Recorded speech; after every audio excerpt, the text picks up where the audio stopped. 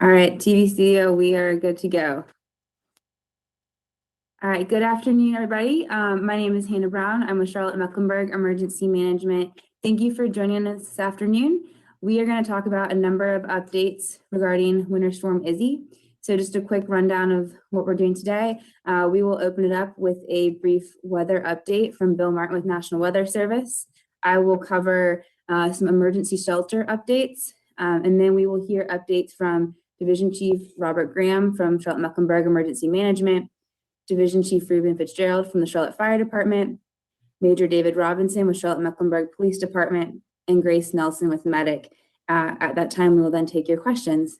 Thanks so much, and I'm going to pass it over to Bill with the weather update. Okay, thank you, Hannah. This significant winter storm that we're currently in the middle of is beginning to lift out of the Charlotte metro area. As it does so, the winds will begin to decline and precipitation amounts will begin to taper off.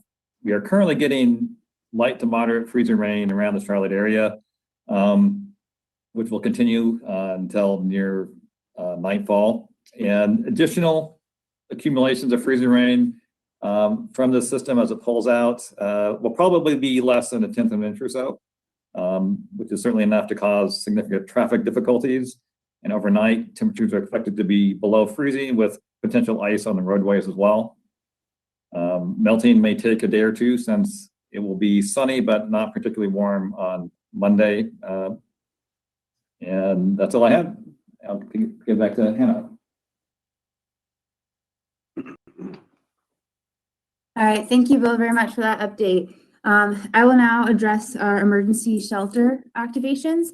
As you may have seen, we are working with the American Red Cross in the town of Matthews to activate emergency shelters. The shelter task force, which is made up of City of Charlotte, Mecklenburg County departments, as well as the American Red Cross and a number of other partners, they've been working diligently over the last couple of days and have plans in place to be able to provide for the sheltering needs in the community when it comes to emergencies. These plans are designed to be flexible so that we can best meet the needs of the community. So we are continuing to assess the conditions and the need for these shelters, and we will keep them open in accordance with those conditions. The 4 shelters that are opening are the Cruise Recreation Center in Matthews, which opened at noon, so those doors are open. And then at 4 p.m., we will have Hopewell High School, Mallard Creek High School, and the Worrell building of Central Piedmont Central Campus. So those 4 shelters will be open. And again, we'll be assessing conditions throughout the afternoon, evening, and into tomorrow to determine the needs for those shelters. For anyone who might be traveling to the shelter, first and foremost, we do want to reiterate that the road conditions are poor right now. So take extreme caution if you are going to one of those shelters. If you do plan to go to a shelter, we ask that you bring the following items: clothing and toiletries, sleeping bags and blankets, warm clothing, specific snacks or food that you might want, medications, your phone and a charger, and maybe books or some small entertainment items. And if you do have pets and you're coming to one of these shelters, we encourage you not to leave your pets behind. The shelters are able to accommodate pets and their needs. And we also would like to note that COVID-19 precautions are in place at all of these shelters. And if you are to attend a shelter, you will be required to wear a mask. So that is all I have for shelter updates at this time. I will now pass it over to Division Chief Robert Graham for additional updates from the Emergency Operations Center. Graham.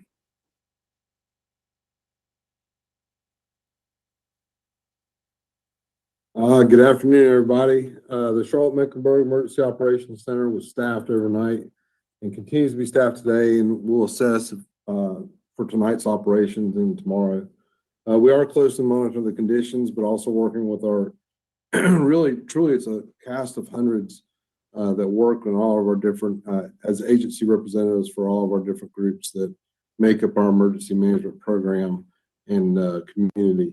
City of Charlotte crews are continuing to treat roads and have been plowing as needed. We continue to ask motorists to stay off the roads, and this is really important. I'm so thrilled when I came into work this morning that the roads were relatively free of traffic, except for essential personnel, and we continue to see that.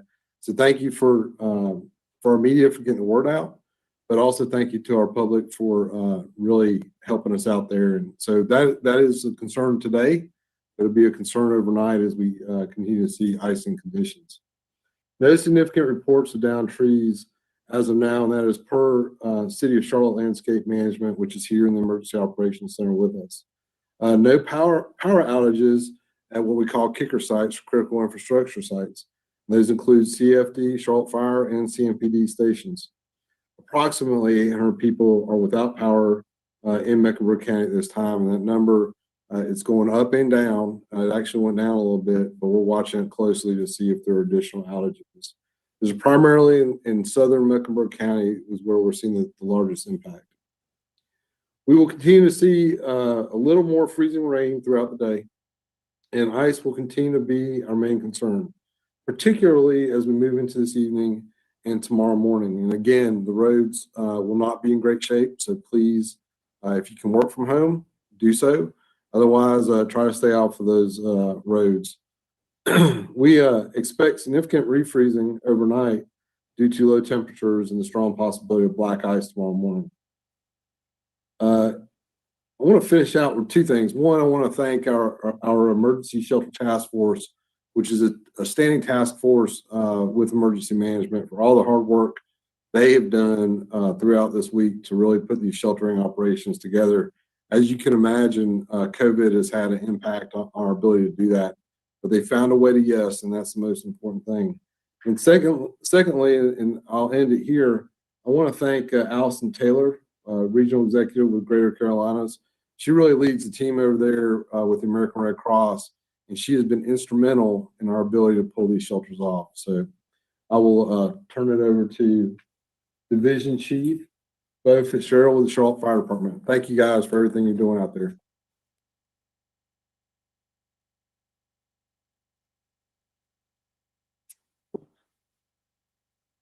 Good afternoon. As of last night at 6:00 p.m., we have called in extra personnel to staff additional units. Some of those units include brush units with four-wheel drive capability. We've also staffed an additional 2 to 3 engine companies at this time, and we can call in further if we need any. At this time, we're experiencing very normal call volume for a Sunday in January. Most of the storm-related calls that we have had so far have been traffic accidents. Several of those have been on the interstate highway, so I would reiterate what Chief Graham just mentioned. We continue to encourage everyone to stay at home and avoid getting on the roadways if possible. Also, I think it's important for the public to know that it may take emergency crews a bit longer to get to an emergency, as the fire trucks and ambulances and police units have to slow down also for the road conditions. But you can rest assured that they will be on their way. Again, take care. Encourage everyone to use caution when moving around on the ice. And I'm going to turn it over this time to Major David Robinson with Charlotte-Mecklenburg Police Department.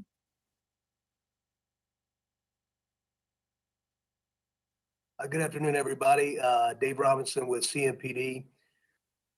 With respect to everything that's been said with as far as response times and safety on our roadways, I do want to remind everybody that CMPD, just like our other partners within Charlotte-Mecklenburg Emergency Management, are fully operational. Our men and women are doing a great job to deliver service at the highest level as we do 24/7, 365. No matter what the conditions are, we will always meet that need and strive to meet the community's needs in that way. I would like to remind everybody, if you do see a blue light or red light or a medic truck or a fire truck or a police car anywhere on the roadway, to please slow down and to move over, obviously for the safety of the men and women out doing work. The wrecks, the crashes that we've had in the past since midnight early this morning, we're at 41 crashes so far. 25 of those have been property damage only. 16 of those have involved personal injury. That's about typical for a normal weekday. So a little high obviously for the weekend. But to echo, I believe Chief Graham's point, we do appreciate people staying off the roadways, heeding those warnings, and certainly allowing our DOT trucks to do their jobs and to clear those roadways. As far as using 911, we would please encourage folks we are fully staffed in 911 in our communications bureau, just like on the streets. But we would encourage people to reserve those for actual emergencies when that is appropriate. So that will conclude my time. I appreciate everybody being here and getting the word out for us. Thank you.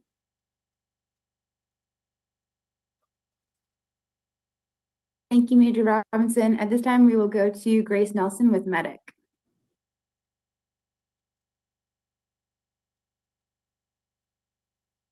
Good afternoon. Just a quick report from Medic. Since 4 a.m., we've had about 11 transports for traffic accident calls. That is thankfully not a large increase from what we typically see. Obviously, we remain concerned about road conditions, particularly in the overnight hours ahead. So to prepare for that, we have implemented a temporary closest destination protocol. What this means is that if clinically appropriate, a patient will be transported to the closest emergency department within the network of their choice. And what this does is just allow us to limit the amount of time on the roads and gives us the ability to be available for the next call faster. And this can be turned on and off throughout the day as needed. Lastly, we just like to emphasize again what everybody else has already said, the importance of staying off the roads and calling 911 only with most life-threatening emergencies. Cardiac arrest, strokes, COVID patients, they do not stop during winter storms, so please stay off the roads and help us get to our most critical patients as fast as we can. Back to you, Hannah.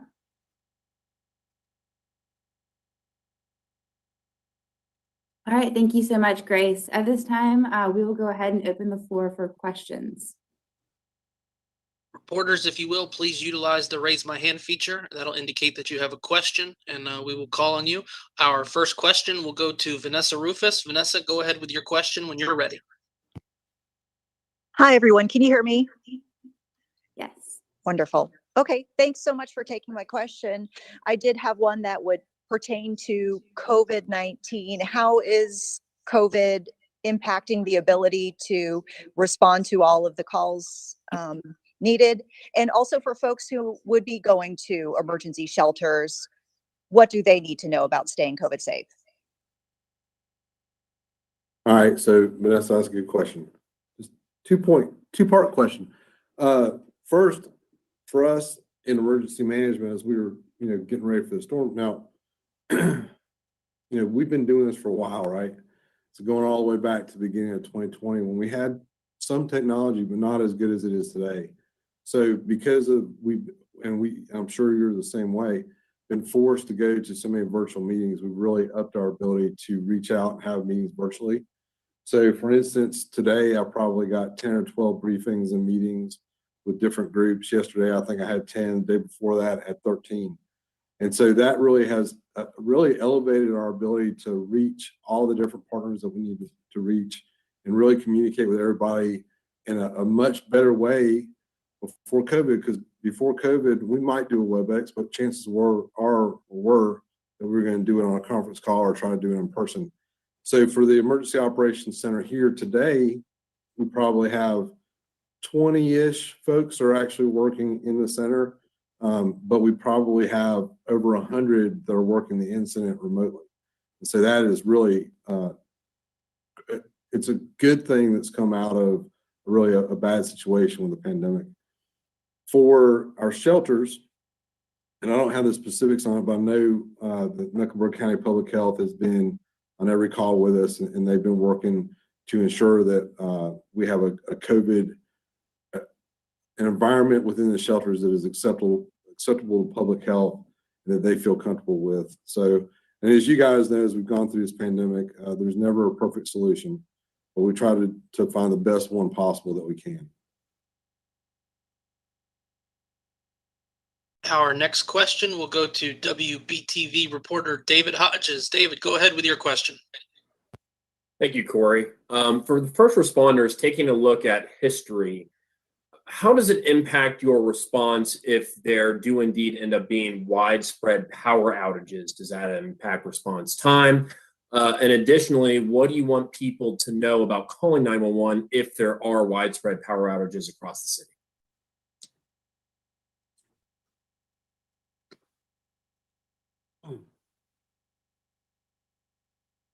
So I think I understand your question. You're asking, David, you're asking, do we look at previous storms and try to figure out how to adjust for this storm, right? So every storm, and Bill will tell you, our meteorologist here today, every single storm is different. And so it's difficult to say we're going to do it exactly how we did it in the past. The other thing that's changed is obviously the county has grown in population. Our infrastructure is different. But for every major event, we conduct what they call a hot wash. And so we'll immediately sit down and say, okay, what are the things that we learned from this event? And what are the things that we can then apply down the road? And so I think that's important. What was the second part of your question, David? I missed it.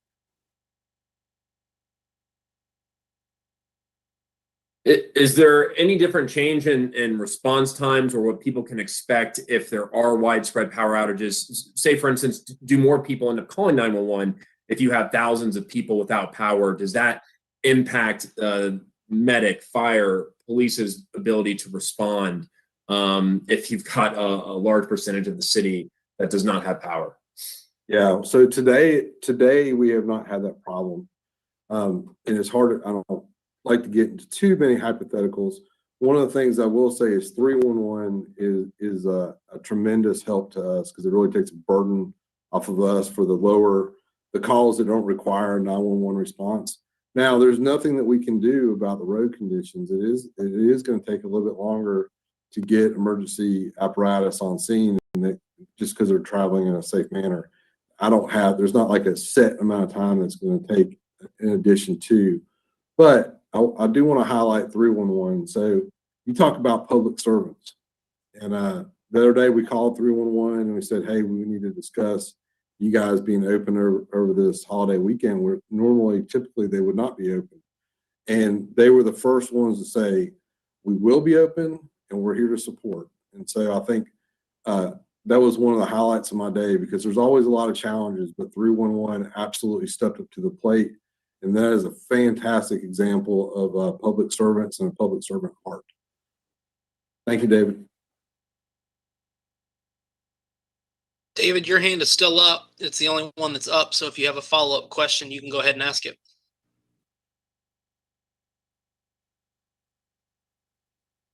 I'm set. Thank you guys for your service, and hoping that we can check back in later, but hopefully the conditions stay the same. Okay, thank you, David. We'll go back over to Vanessa Rufus. Vanessa, go ahead with your question. Hi, so it sounds like based on your forecasting, we could be dealing with some ice for a couple days. So do people need to be planning for that? I know a lot of folks are already off because it's Sunday, but come Monday, what do people need to be thinking about? Yeah, thanks, Vanessa. So absolutely, we do want people to be aware that that is still going to be a challenge.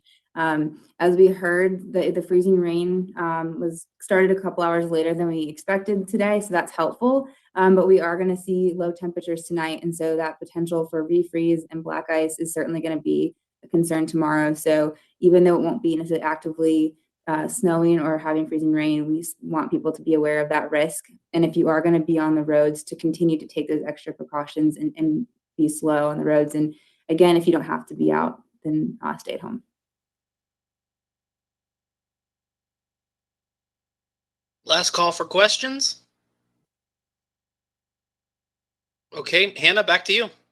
All right. Thanks, Corey. At this time, that's all the updates that we have. We will continue to provide updates, particularly around the sheltering situation. And if you have further questions, you can always reach out to me in the Emergency Operations Center. And thanks again for your time, and have a great day.